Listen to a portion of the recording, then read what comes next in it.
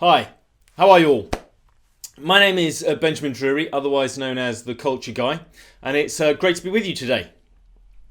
Now, when I'm working with my clients, my job is to answer a very, very simple question. A question that people have been searching for the answer for since hunter-gatherers came together as tribes when their very survival depended on the answer. And it's a question that even today some very intelligent and skilled leaders seem unable to fathom. And it's a question that if you can answer and implement in your organisation, you will begin to lead your industry. The question is, why do some groups succeed and others fail? Why do some groups perform to a far higher standard than the sum of their parts and other teams with apparently highly talented individuals crash and burn? What is the deciding factor? Has anybody ever heard of this guy? This is Paddy Lund. He's also known as the crazy Australian dentist. And a while back he was running a dental practice in Australia. As far as dentists go, he was pretty successful. It was a thriving practice, but he was hugely unhappy. And he was working long hours, 80 to 100 hours per week, and he hated the hassle of rubbish clients who needed chasing to pay. And he realised the culture of his organisation was actually slowly killing him. So eventually he got to the point where he said, well, enough is enough. And he took some dramatic steps to change the culture of his business. He pulled down all his signs, he locked his front door, he took his name out the phone book, and he fired more than half his customers, the ones who caused him all the hassle and who wouldn't pay. He even sawed up his reception desk and installed a cappuccino machine instead. And then he introduced a courtesy system into his business, defining what's important and how people should behave, radically changing his culture. Now he breaks fresh dental buns for all his clients and he serves 30 plus varieties of tea and coffee in fine bone china cups, and he accepts new clients only by referral. And here's the interesting part. He now only works 23 hours a week, but he earns 2.5 times as much income. He loves going to work, he is really happy, and he did it by redefining culture and creating a place where his team actually wants to work and his customers love. Or a more modern version. Recently I did some work with a company called PCR in London. I was asked to come in and talk to the founders about how they can improve their culture to reduce staff turnover and help build a structure so that founders can get some time back and allow them to spend more time out of the office building the business without having to worry about what happens in the office when they're gone. So we decided to make a couple of small changes to working patterns that actually cost the company nothing to implement and had a far greater impact than even I expected. But it certainly rectified the problems that they had. So firstly, we introduced unlimited holiday, and secondly, we made the working day more flexible, essentially allowing people to work when they like. And when we started, the founders were a little bit skeptical about the impact and a little bit worried, particularly about the unlimited holidays and nobody coming into the office. So we trialed it for a month, and if it worked in that month, we were going to trial it for 3 months, which is exactly what we did. We extended the trial to 3 months, and after 3 months, I got back to them to discuss the results. And the first thing they told me was that the first 3 months of the year was the best quarter they'd had in the company's 6-year history in terms of revenue. Productivity was up by 40%. No one had handed in their notice during the first 3 months, despite them having at least one person per month on average previously. And the real kicker, and this is what really got me, was the amount of holiday taken in the first 3 months was exactly proportional to the same amount taken in the previous year. And just as importantly, the founders have been able to travel around the world, building their business, which they were unable to do previously, and that was the problem we were trying to solve. And what you'll find is small and often inexpensive changes to your culture can have a massive impact on your time and your freedom, as well as your bottom line. Here's another example. This is Samuel Pierpont Langley. Many of you have probably never heard of this guy. And at the turn of the last century, he was at the forefront of an emerging billion-dollar market. He had some of the most brilliant minds in the country at his old university, Harvard, and his work at the Smithsonian. He had the most brilliant minds in the country working on the problem he was trying to solve. And he also had access to what, in today's terms, would amount to about 10 million in seed funding. Who wouldn't want that right now? He was absolutely primed for success and his investors were betting heavily on him as well. Yet, like the other examples, he was beaten by a couple of bicycle repairmen from Dayton, Ohio. You see, both teams were looking to solve the problem of human flight. And in December 1903, after weeks of delays and broken propeller shafts and a couple of failed attempts that crashed on landing, Langley blamed his pilots. He blamed his engineers. He blamed anyone. And he had a really public tantrum, despite his superior financing and clearly superior team. And so he quit. And then 10 days later, on December the 17th, 1903, in North Carolina, Orville Wright, with the help of his brother, became the first person to fly. 2 small-time store owners had built a culture of curiosity and discovery, systematically solved problem after problem, lurching from failure to failure until they didn't fail. And so even when you are tiny and you are David, you can still beat the giant Goliath with the right culture. But let's take a step back. What exactly is culture? Let's try and explain with a hypothetical example. Imagine one day you bump into an old school friend, someone you haven't seen for a few years since you left school, which is quite a few years for some of us, I know. He's just moved back into town, he doesn't know many people, and from what you can recall, he seemed a reasonably sensible friend at school. So you invite him over for dinner the next evening. You catch up with him, maybe help him out, perhaps rekindle a friendship. The next evening rolls round, you tidy your house, you set the table, you cook a wonderful meal, delicious menu. You ready yourself for some rich food, excellent wine, erudite conversation. And then your guests arrive. Pleasantries are exchanged, you introduce them to your other half, and you all sit down to enjoy your evening. Then things get weird. Not good weird, really uncomfortable weird. Your guest doesn't wait to be offered food or to be served, but instead he starts grabbing food and filling his plate, fast and high. More than half the food is gone before you have a chance to even pull in your chair. When was the last time this person ate? When was the last time this person had human contact, come to think of it?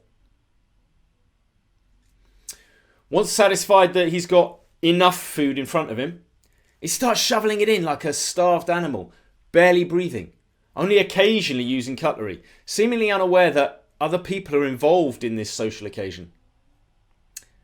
Apparently, he's in technology, although you hardly get a chance to ask much, as he doesn't stop talking for the whole hour, save to swallow the food he hasn't already spat on the table. And it's not just the constant talking. It's the language he uses. You start to feel a little nauseous with the quality and volume of swearing that's being uttered. Words never spoken in your house before. Some you've never even heard of before. The table manners, the language, the rudeness, the lack of common courtesy, the lack of social awareness. Who is this person? How are you feeling right now listening to that story? Does it make you feel tense, annoyed, frustrated? Are you really uncomfortable? How would you be feeling if it was actually happening in your home? I know the thought makes me feel quite anxious. I would want it to be over as quickly as possible, but I wouldn't know what to do if the situation really happened. Should I be polite, finish dinner quickly, feign tiredness, usher him out of the house, remember never to invite him again? Or should I perhaps challenge the behaviour? What's the best and quickest way to end this nightmare? Should I ask him to actually behave more appropriately? And that is exactly what culture is, that little word, appropriately. The unwritten rules and values that you consider normal, the standards of behaviour that you would reasonably expect other people to follow. In my home and family, we're creating a culture. It may not be explicitly defined, but it's there. The standards of behaviour. How we speak to each other, how we shouldn't speak to each other, the etiquette of politeness. And when those standards and expectations are violated, when someone cuts right across my cultural expectations, it makes me uncomfortable. And that's what happens when our hypothetical visitor comes to dinner. My culture has been disrupted and violated, and it makes me uncomfortable. Culture is simply that shared set of values and behaviours of a group. It's derived from the Latin word cultura, which means to care for or to grow. A culture is simply an environment where things grow. Good things grow. Weeds can grow. What grows depends specifically on the culture, but something will grow. You see, any place where two or more people gather for a purpose, a culture will exist, whether it's two people in a relationship, a few children in a group of friends at school, or swathes of employees in a multinational corporation. When groups join up to achieve something, a shared set of values and beliefs will arrive. Either explicitly defined or unwritten, there will be rules and expectations of how you behave, just like in your house when the guest comes to dinner. Organically grown or deliberately cultivated, it will happen, and it will affect every part of your organisation, from the hiring to the decor, how you run your meetings to how you answer the phone, the leadership, the dress code, your marketing, your metrics and your rewards, everything. And if it affects everything, why do we not spend more time on it? You wouldn't hire your board of directors with an ad like this. Anyone can apply. First 8 people get the job. Yet this is how most people and most organisations approach their culture. We need to be far more explicit about it. Now, culture can be seen as a bit touchy-feely, ethereal concept, including table tennis tables and beanbags, but there is clear scientific research behind the impact culture has. So before we move on to how-to, I just want to take a quick detour to understand why culture has such a big impact and why it should be the most important concern for our organisational leaders. Let me tell you about a designer named Pete Skillman. He was asking the same question we're asking today. How does one group of people outperform the sum of their parts and outperform other groups of highly skilled people? And Skillman studies teamwork, and he conducted a very interesting experiment that clearly demonstrates the power of building and the need to build the right culture. You see, Skillman took groups of 4 at a number of universities around the world in different cultures, the US, Japan, Europe, and he challenged each group to build the tallest tower they possibly could with the following supplies: 20 sticks of uncooked spaghetti, 1 yard of sellotape, 1 yard of string, and 1 standard size marshmallow. The only rule was that once they'd finished the tower, the marshmallow had to be put on the top. And there were teams of lawyers, there were teams of engineers, there were teams of CEOs, there were teams of MBA students. There were other teams as well. And there were also teams of early years school children, aged 6 to 7 years old. And the adults, when they started the task, got right to work organising and planning and coming up with designs and strategies, dividing up the tasks and doing everything you expect highly competent leaders to do. Thinking strategically, planning accordingly, and acting. The kids just started to grab materials and stick stuff together. They didn't plan or organise. They barely spoke at all. They were just trying to stuff stuff together, having fun. And I bet you can guess who ended up with the tallest towers. In dozens of experiments across several different cultures, with the exception of structural engineers who had a massively unfair advantage, the children built towers that were on average 20% higher than the next best group, which happened to be CEOs. The kids' towers were 150% higher than the business students and 65% higher than the lawyers.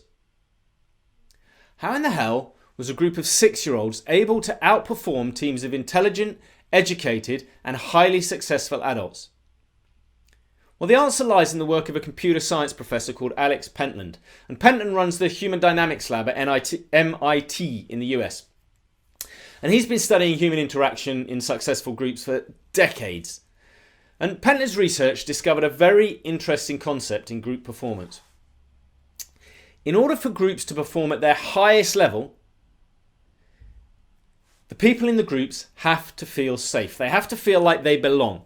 We're not necessarily talking about physical safety, but a safe place to be yourself and express yourself. Which, when you think about it, actually makes a lot of sense. Imagine you could stop listening to the primitive, insecure voice in your head, the one that says, "Am I good enough?" We all have one and it pops in when we least want it to. How do I behave here? What's the norm? What will these people think if I say this or do that? What if I fail? How will people treat me if I get it wrong? How will people treat me if I don't do it? What's the pecking order in this group? Where is my place? Am I happy with that place? If you could get rid of all that noise ringing around in your brain, how much better would your work be? Would your life be? How much less time would you waste worrying? We all have that little lizard, that voice, the lizard brain, asking us asking all those belonging questions coming from the primitive, almost subconscious base of our brain. And it's designed to do one thing only. It's designed to answer the question, is it safe here? Am I safe? Is there danger here that I need to deal with? And that voice is designed to keep us alive. It was all well and good when we lived in caves and hunted and had to worry about lions and bears attacking us and the other tribes killing us. But today, most of our safety concerns are taken care of. We have police and military to protect us from the rampaging hordes and dangerous animals. We have a mature economy that allows us to work and earn money to buy food and purchase a safe place to live. So now your lizard brain is like, well, okay, all that's taken care of. What else can I worry about? What else is dangerous? What else is a threat? Oh, those co-workers over there, they look a bit of a threat. And that boss, he could be a threat. Watch out for him. This work you're doing, wow, that's tough. What if you fail? What if you can't do it? What if you're so terrible you get fired and you can't get another job and you run out of money and you won't be able to buy food or pay for your rent? And then you'll become homeless and then you'll have to worry about lions and bears attacking you again.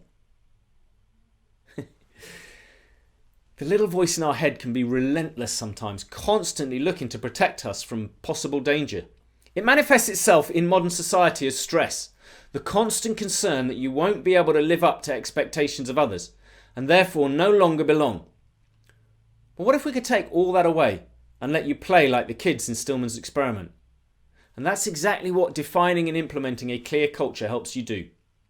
Create a safe place. And Pentland's research showed that creating a place of belonging, a place of safety where we silence that voice, creates the environment, the culture for teams to do their best work, to perform above themselves. You see, in his experiments, the MBAs and CEOs weren't just thinking about the task at hand, how to build the tower. They were also navigating group dynamics. Who's in charge? What are the rules of these interactions? Can I take charge? How will people react if I just got on and did it? If I have an idea, can I share it? What if it's not a good idea and it gets shot down? What if I don't share it and it's brilliant and someone else has the same idea? All these questions are running around in our brain. All this is going on, mostly subconsciously, clouding and crowding the ability of the MBAs and the CEOs to do the job. It's what we call politics. How do I fit in and interact with these people in a way that gets me what I need and what I want? But the 6-year-olds weren't worried about any of that. Their lizard brains were quiet.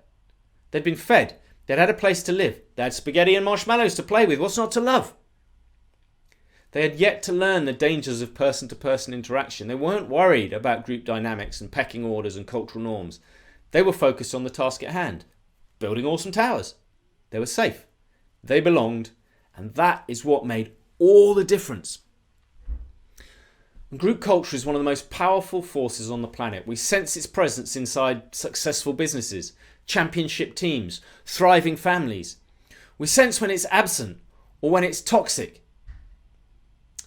The Wright brothers did not win over Langley because they were smarter, although we like to think this, but because they felt safer.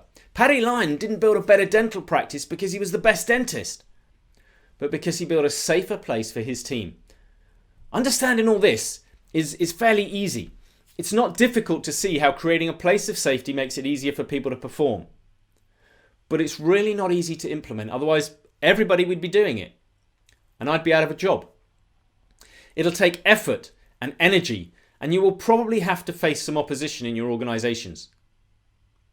That is all a normal part of change. You will probably have some false starts as well. Again, that is not unusual. Implementing culture is part science and part art, and the more you work at it, the better you get. And I can give you a simple framework to help you start this process. It's what I call the one framework. Now, essentially, there are 4 things an organisation needs to do to build the right culture.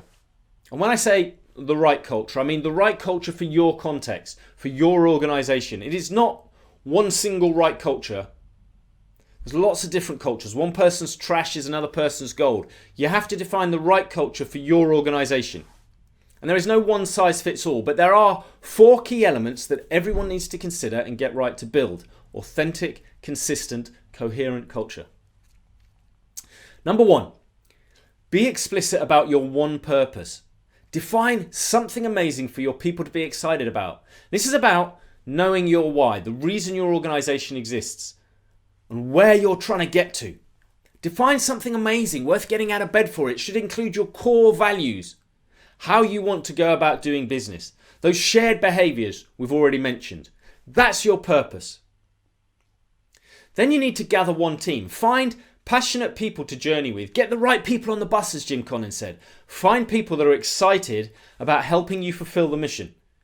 It makes it much easier to manage them and grow your business if people are up for the journey, if they want to put their shoulder to the purpose you've defined. Number 3, speak in one voice. Talk a good story. Make all your communication, verbal, non-verbal, your marketing messages, your internal comms, your PR, reinforce and be consistent with your purpose and your values. Number 4, set yourself one focus. Act the part. Make sure all your processes and policies reinforce and reiterate your purpose and values. Your metrics and your rewards, your environment, your strategy should all line up against the purpose. Like a British stick of seaside rock, the purpose and values written throughout the organisation so that wherever you slice it, it feels the same. And that purpose and values resonate. Now, all 4 elements need to be covered in a consistent way. Otherwise, we end up with an inauthentic culture. An organisation that talks a good game but fails to deliver. An organisation that we don't trust because even though we may not be able to articulate what it is about the organisation, it just makes us uncomfortable. There's some incongruence. There's something not quite right. And I think it's safe to say we've all experienced this at some point. When we've called a mobile phone company or a utility company or the local council or Ryanair. Their advertising says one thing, how much they love their customers and serve their customers. But the reality is very different when you actually try to get them to help. They have this external voice and they've probably defined their purpose, but they don't have a consistent voice inside the company. They don't have the team to deliver. And they have policies and politics that cut right across their defined purpose and their values. So we need to consider and implement all 4 elements to build a consistent, authentic culture that works to create a safe, belonging space where people can perform their best work. And this process of defining and implementing and embedding culture into an organisation, it can take months, sometimes years depending on the size of the organisation. But when we get it right, productivity goes up, engagement goes up, happiness goes up, revenue goes up, and we build an authentic, consistent culture based on core values. We create an organisation that employees love to work at and clients can't help but talk about. Loyal employees and legions of fans. Who doesn't want that?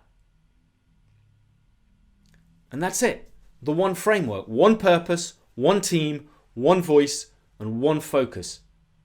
And ultimately, it's about building on purpose in 2 ways. 1, be deliberate and explicit about your culture and make your purpose the foundation of culture, the foundation of your organisation. That is it. Those 4 things and build an authentic culture. I want to thank you for your time this morning. Thank you for sharing it with me. If you have any questions or you've got any comment on what I've spoken about this morning, please get onto Google, search The Culture Guy, and I will be there. Have a great week, and I hope to see you in person soon.